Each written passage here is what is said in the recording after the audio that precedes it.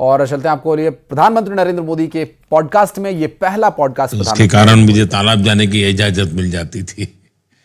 बाद में वहां एक भागवताचार्य नारायणाचार्य हाई स्कूल था, BN हाई स्कूल।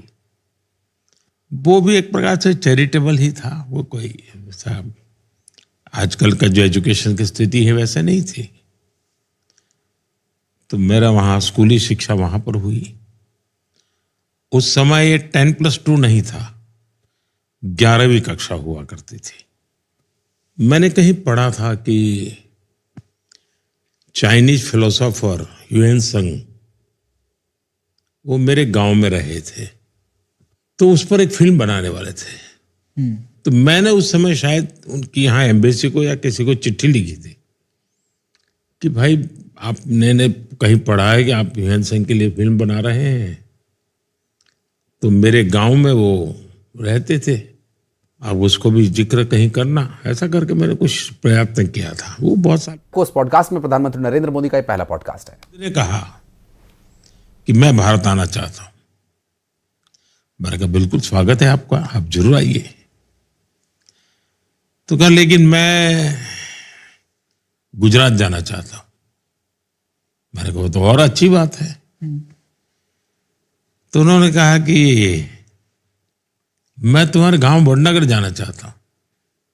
मैंने कहा वो क्या बात है, आपने यहां तक का कार्यक्रम बना दिया है। बोले तुम्हें मालूम है क्यों? मैंने कहा नहीं मुझे मालूम नहीं। तो बोले मेरा और तुम्हारा एक स्पेशल नाता है। मैंने कहा क्या? ह्यूएन त्संग जो चाइनीज फिलोसोफर था वो सबसे ज्यादा समय तुम्हारे गांव में रहा था, लेकिन वापस जब आया चाइना तो मेरे गांव में रहा था। तो बोले हम दोनों का ये कनेक्ट है।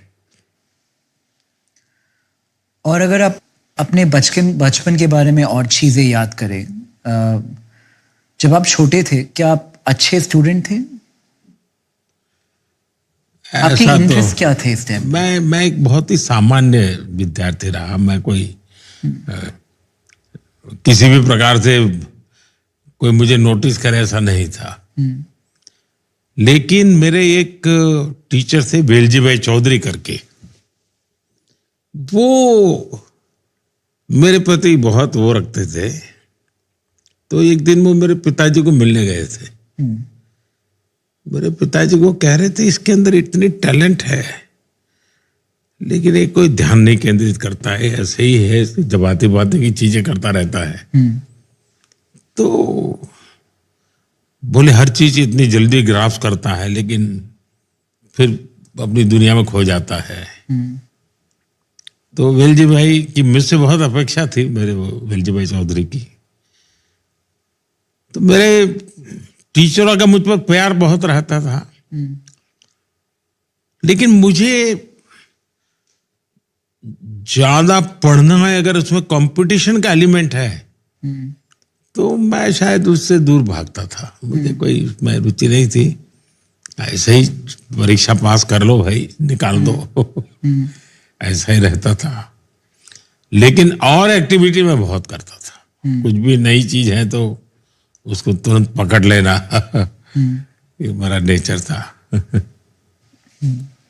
सर आपके कोई ऐसे बचपन के दोस्त हैं जो अभी भी आप टच में रहते हैं? ऐसा है कि मेरा केस थोड़ा विचित्र है। बहुत छोटी आयु में मैंने घर छोड़ दिया। घर छोड़ा मतलब सब कुछ छोड़ा मैंने, किसी से मेरा संपर्क नहीं था। तो बहुत बड़ा गैप हो गया। तो मेरा कोई कांटेक्ट नहीं था, किसी से कुछ लेना देना भी नहीं था। और मेरी जिंदगी भी एक अनजान ऐसे ही भटकते इंसान की थी। कोई कौन पूछेगा मुझे, तो मेरा जीवन ऐसा नहीं था। लेकिन जब मैं CM बना तो मेरे मन में कुछ इच्छाएं जगी। एक इच्छा ये जगी कि मेरे क्लास के जितने दोस्त हैं पुराने, सबको मैं CM हाउस में बुलाऊंगा। उसके पीछे मेरी साइकोलॉजी ये थी कि मैं नहीं चाहता था कि मेरे किसी भी व्यक्ति को ये लगे कि अपने आप को बड़ा तिस्मार का बन गया है। मैं वही हूं जो सालों पहले गांव छोड़ के गया था, मुझ में बदलाव नहीं आया है। उस पल को मैं जीना चाहता था, और जीने का तरीका यही है कि मैं उन साथियों के साथ बैठूं। लेकिन वो चेहरे से भी पहचान नहीं पाता था मैं, क्योंकि बीच में बहुत बड़ा गैप हो गया। वो हरे के बाल सफेद हो चुके थे, बच्चे बड़े हो गए थे सब, लेकिन मैंने सबको बुलाया।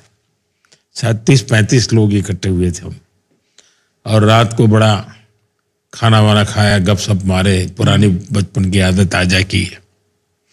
लेकिन मुझे वो बहुत आनंद नहीं आया। आनंद इसलिए नहीं आया कि मैं दोस्त खोज रहा था, लेकिन उनको मुख्यमंत्री नजर आता था, तो वो खाई पटी नहीं।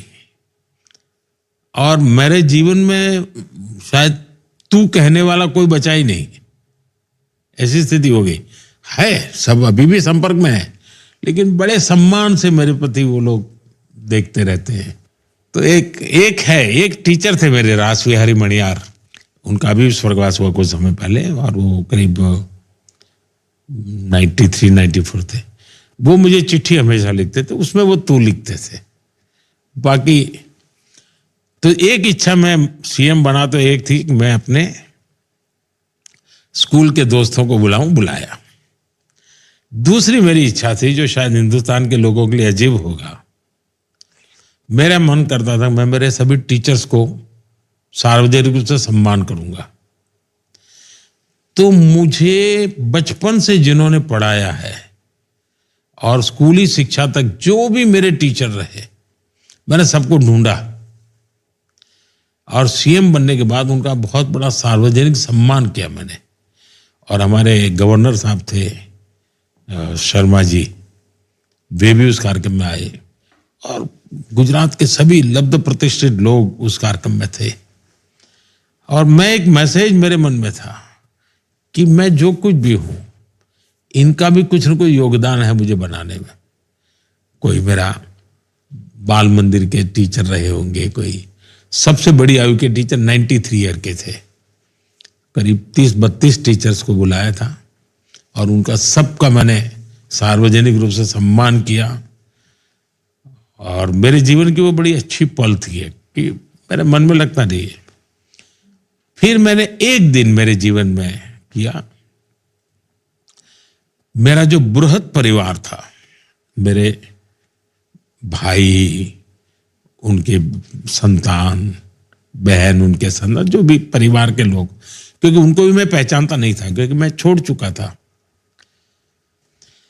लेकिन एक दिन मैंने मेरे सीएम हाउस में सबको बुलाया, सब परिवारजनों को परिचय किया मैंने, ये कौन किसका बेटा है, किसकी शादी कहाँ हुई है, क्योंकि मेरा तो कोई नाता रहा नहीं था। तो तीसरा काम मैंने ये किया।